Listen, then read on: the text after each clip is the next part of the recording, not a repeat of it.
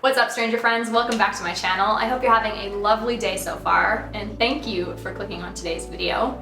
If you're new here, my name is Karissa, and welcome to TMI Tuesday. This is a series that's been going on for almost 10 years on my channel, where you ask me questions about me, about your situation, about the universe itself, anything you want to ask. Leave it in a comment down below and I might include it in the next video. Jumping right into the questions, today the first one is your thoughts on journaling, manifesting, and what you do/don't do. And funny enough, I just started journaling today. Like legit, I have the pen marks on my pinky finger. I have never been someone to journal because I've always found journaling to be one of the most vulnerable things a human being can do. I don't know why, I've just always been hung up on the fact that it's really difficult for me to be vulnerable to an external thing, to have that just be out in the world that potentially someone could read or that I would read back and be embarrassed by, or I don't know, like it's such an odd thought process. I've just never been able to wrap my head around consistently journaling because it's been a fear really. And the only reason why I decided to step past that is because I do want to have memories of what this chapter in my life is, and I think also because I eventually would like to have kids and I want to document that journey, and I don't just want it to be on video. I would like to try and put in the effort to do that and to brain dump into a notebook, but man, I find that so hard. We'll see if I end up continuing on with doing it, but I'm going to do my absolute best to try and get that into my routine. When it comes to manifestation, I have been doing that for years. I love manifesting, but I found out late last year that I very likely have something called aphantasia, which is I don't have a mind's eye. Like when you close your eyes and you think of an object, like people can see that object. I can't see that object. I can see black. So apparently that is not super common, but it's definitely a thing. And it's explained a lot of my struggle when it comes to visual and creative. I need to physically do something in order to see it. It needs to be in front of me. So if I'm thinking about it, I can't think about it in my head. I have to get it onto paper. And even if it's messy and looks bad, I still can then obviously move forward from that point because I have a visual reference, because I just don't in my head. So when it comes to manifesting, I really find that things like creating a visual Pinterest board or a mood board and sitting and really feeling the feeling and like truly feeling what it is like and imagining what it would be like to, be the person that I want to be or have the things that I want to have or live the life that I want to live.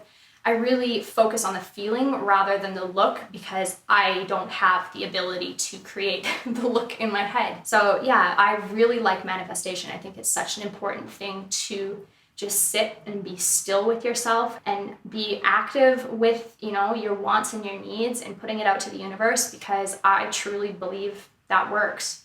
I don't know how it works. The next question's asking, I want more time together and he wants more space. What do we do? I don't have the details of your relationship, so obviously I can't really dive into that very much, but what I can say is make sure you're establishing your boundaries and make sure you're hearing his. Because there's nothing wrong with wanting to have your own space. But on the flip side, I would hope that he's reciprocating with genuine quality time and putting that time aside for you, because that's just as important. We need to have individuality and our own things going on in our relationships, I personally think, to have the healthiest version of your relationship.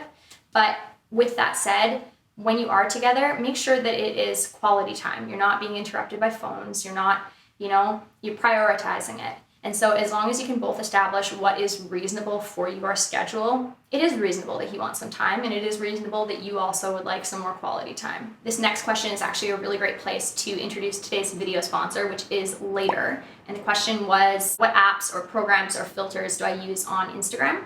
And I would love to share Later because they make my life so much easier. And I think that if you are somebody who's looking to streamline your social media, it would really be of help to you. If you missed my video in July, I did a video on the best practices for social media marketing and how, as a small business or as a personal brand, you can streamline your social media strategy. And one of the main things that I use and recommend is an app called Later. Later includes features like visual scheduling, which is super handy to schedule your posts because you can pretty much do all of like your caption, write everything up, and drag and drop it into the time slot where you would like to post it. And then you can either set it up so it has a prompt to post you, or it can auto post onto your account, which is awesome. They also have a really great setup for their analytics. So you can get all of the information on whether or not your content is actually hitting the mark and, doing what you're hoping it to do, which is hopefully be seen by a lot of people and, get a lot of comments and get a lot of engagement. So it is a really great all-in-one spot that you can kind of manage all of that. So I highly recommend. If you would like to try a month free, I do have a code for you, and there is a link in the info box. Another app that I use is called Teza. This one was introduced to me by my friend Karissa. She is just so cool, and so I'll do anything she does. She's like, 23, and I look up to her. Oh my God. Super cool app called Teza. It's basically like presets or like filters that you can upload your photo and then you put a filter over it, and then you look much cooler than you did 2 seconds ago. So I really like Teza. I do pay monthly for it, but I find value in it and I think that it's worth it. Another thing that I also do use, speaking of presets, is Lightroom. I think that that is such a staple for any person that is posting online because it's just such a handy program once you learn how to use it. And then finally, Facetune. I like having the option of deleting a straggly hair or whitening, the background or my eyes or my teeth or sharpening certain features. I think that it does have a time and a place, although I definitely think that people can overdo Facetune, but to each their own, right? So this next question was tacked onto the bottom of one of the most lovely comments I think I've ever received. It was in my last video and I had to answer it because I really appreciated your comment. You know who you are when I read this out. So your question was, what's been your most difficult and valuable life lesson? And, off the top of my head, there's so many things, right? But off the top of my head, I think that one of the most valuable life lessons that I learned was to not take everything personally. It took me so freaking long to actively put that into practice consistently, because it's one thing to say, I don't take it personally, but then you realize, you're getting defensive. There is so many instances where I check myself and I go, it's not about me. It was never about me. I think that it's human nature and our automatic default setup to take things personally and to assume that somebody else's emotion or problem has something to do with how we acted in the situation, when in fact, it's usually not. There's a difference between taking things and being reflective on them rather than taking things personally, because one thing is positive and moves you forward, and the other is just a victim spiraling shame spiral of feeling like everything is your fault and it's about you and they don't like you and this and that. You spiral so fast, And most of the time, that's just not the case. It's a narrative that you've made up in your head that for some reason you've given weight to. In that whole category of it's not all about you, I think that it's super important to also remember that involves catching yourself when you're jumping to conclusions and really monitoring your self-talk, because it's so simple to just let your brain go and go and go and go and go. And it's what our brain does naturally, but just because it's what you're thinking, it does not mean that that is the actual situation. I am going to name drop a book, which is The Untethered Soul, Michael Singer, something like that. I'll link it down below. It is one of the most life-changing books. If you have a couple of days to read something, I very highly recommend you read that book, because it pretty much talks about your self-narration and how so much of what is going through your head is just utter bullshit that your brain is telling you because it needs to fill space. It's not actually you, it is just your runaway brain. And I think that it's just something that people need to learn at an earlier age, because feeling like you're a victim leads to resentment, leads to unhappy relationships. And I can totally understand why my life was the way that it was when I was younger, because that is how I acted. And now that I'm a lot more conscious of that, it's not really a problem in my life, because it's not about me. I'm gonna focus on what is about me, but that is not about me. The next question is 5 things you wish you knew when you were younger. So 1 would be what we just spoke about. It's not all about you. 2 would be don't put people on pillars. Like, don't idolize people, because your idea of who you think that person is not who they are, and they are under no obligation to be that person. I had that happen once, and I became friends with someone that was an idol, and man, that was an experience. The third thing, it's hard to hold your fingers like that. The third thing would be that it is less about natural talent and it is more about practice and repetition. Man, I was somebody who usually was naturally good at things, and it really threw me for a loop when I wasn't good at something and I would just not do it. And it's just so frustrating looking back at so many things that I just didn't do because I wasn't good at it right away, which is so stupid. I missed out on so many things. And I feel like consistency is one of, if not the only thing that matters when it comes to success. You need to be consistent. Number 4 would be, I wish that I knew even younger that my parents were people too, and that they are doing their absolute best to manage and get through the day. I, for a lot of things, idolized my parents and felt like they could do no wrong when they're human. And it's okay if they do wrong, because they're just learning too. It's their first time being parents too. And now being someone who is like getting to the point of being, wanting a family and doing that, like, I don't know what the heck I'm doing. How on earth could I have expected them to know everything, So something that my mom would always tell me, like, this is the first time I've ever had a 16-year-old. She'd tell me that, and I'd just be like, yeah, whatever. But I never thought about it. And like, that is such a powerful thing. I wish that I understood that earlier. And the last thing, as I'm holding my little pinky up, the last thing would be, I wish that I knew that I didn't have to give my opinion on every freaking thing. And some of you may know, when I first started out on YouTube, man, I ran my mouth a lot. And I mean, there's still instances where I run my mouth. I'm an opinionated person. This is why I do this for a living. But sometimes I would just involve myself in things that I just don't need to involve myself in. There are so many times where I just said something so stupid, and I wish that I could take it back. And I mean, something that, I spoke a little bit about on here, but obviously I also spoke about to Lauren Curtis when I was on her mental makeover podcast, was I, in that situation, just said stupid shit online that was hurtful, and I didn't have to do that, and that eroded a friendship. And lucky enough, over the years, we were able to repair and figure that out, but I just feel so stupid for having said what I said and for just involving myself when I just didn't have to. And that is a lesson I wish that I had learned earlier, is that I don't need to pipe in. The next question's asking, what happened with Strata and the garden? So if you did not catch up on this story, basically earlier on this spring, I had put in like an above ground garden. If you've seen my videos before, you've seen it. It's a beautiful little wooden box, I don't know, maybe like 5.5 feet by like 3 feet, sitting in the front of our yard. And I started planting that in the spring, and then I also had some grass seed down on our lawn because our lawn was looking really patchy, and Strata, which is, I guess the rest of the world calls it HOA, or like homeowners association or something like that. It's basically where like everybody in the same area pays a fee every year so that like other people maintain your lawn and garden, or, like they maintain all of like the public things that building has to offer, like a pool or whatever. So anyways, Strata had done nothing for our lawn, and it was looking super ratty. And so I took things into my own hands. I bought some grass seed and I threw it down, and it was getting eaten by birds. So I decided to put a little bit of burlap down over top of it for a couple of days, just until the seed could get established. Well, during that week to 10 days that the burlap was down, we received a very snarky letter from our property management saying that Strata had an issue with the blankets on our grass and that we had an unapproved garden. I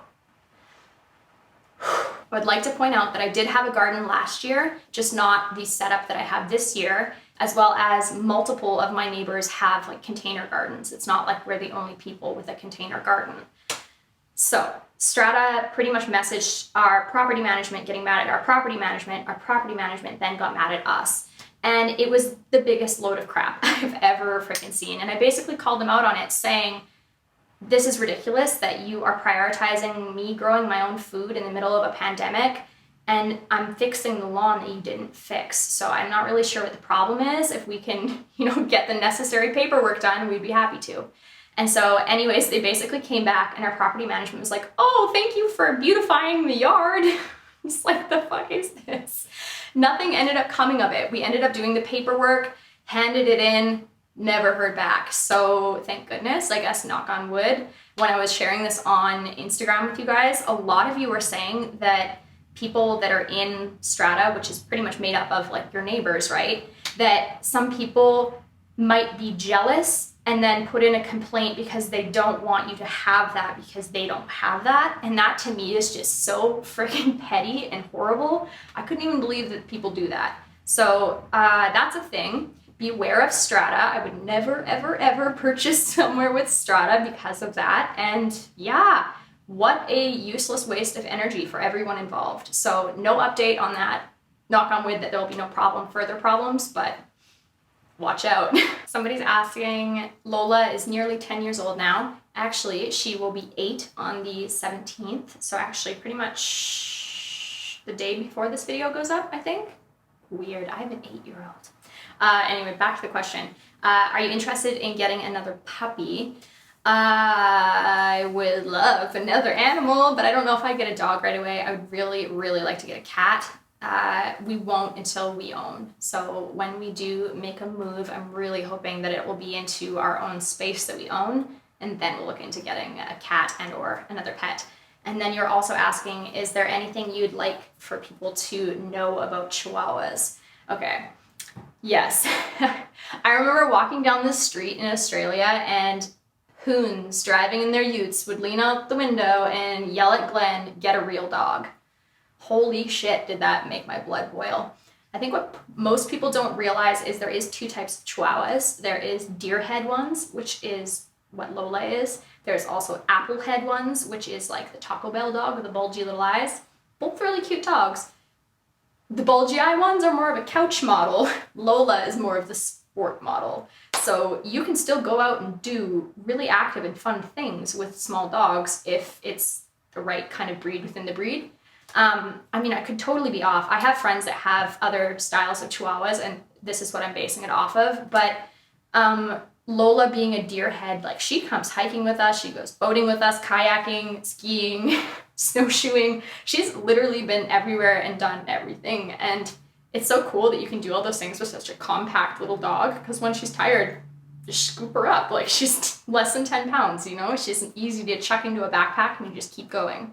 So I wish that people would know that, like, just because you have a Chihuahua doesn't mean that it's like, oh, they're just a lap dog. You can go out and adventure with these dogs if you train them that way and you train them well. They're just the most joyous little souls that you could ever be around. So highly recommend Chihuahuas. Please train your dog. I mean this with all dogs, but especially small dogs. Please train them because they deserve to feel the boundaries of what they can do and to be able to flourish within that. Because I see people with small dogs that just, like, everywhere, barking, shitting, pissing, this and that. Like, that's miserable. That is miserable. Don't put yourself through that. Train your dog.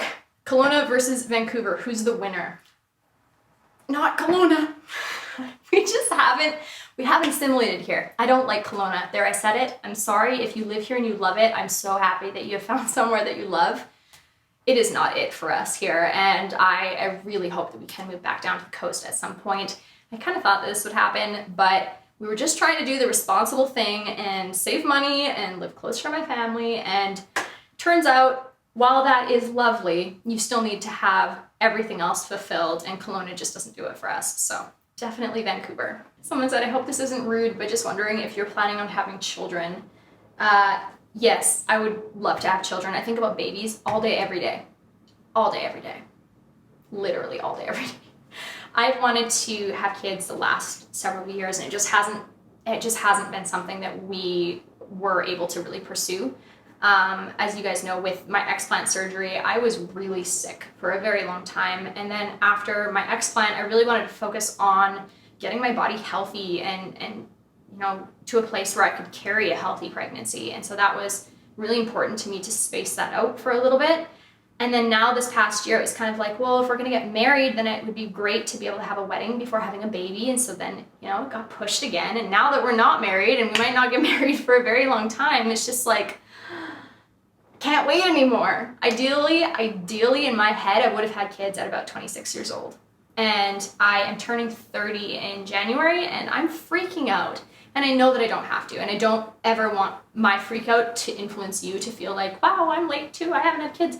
My journey is, it doesn't have to be your journey, but for myself, I always thought I would have kids before 30, and it has been really hard for me to try and step back out of that and realize that those expectations are something that I placed on myself. Nobody else is expecting that of me, and it will be okay if that doesn't happen, because it's not gonna happen. Like, it's not gonna happen.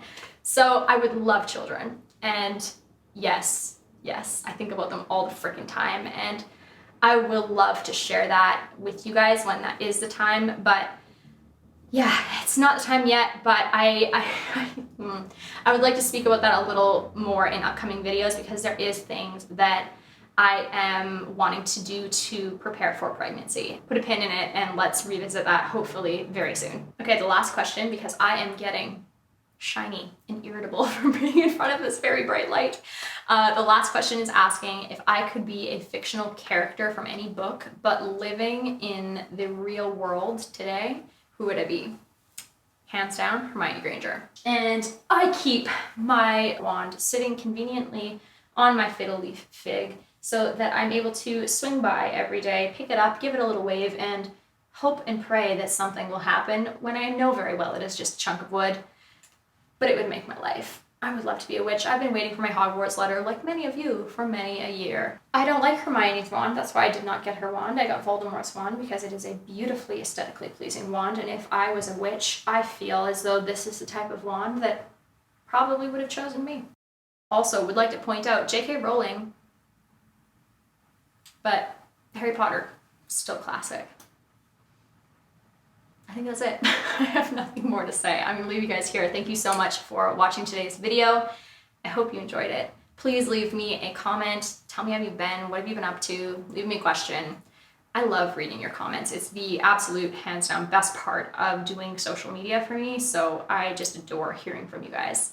Thank you for watching. Thank you Later for sponsoring today's video, and I will see you guys hopefully very soon. Bye.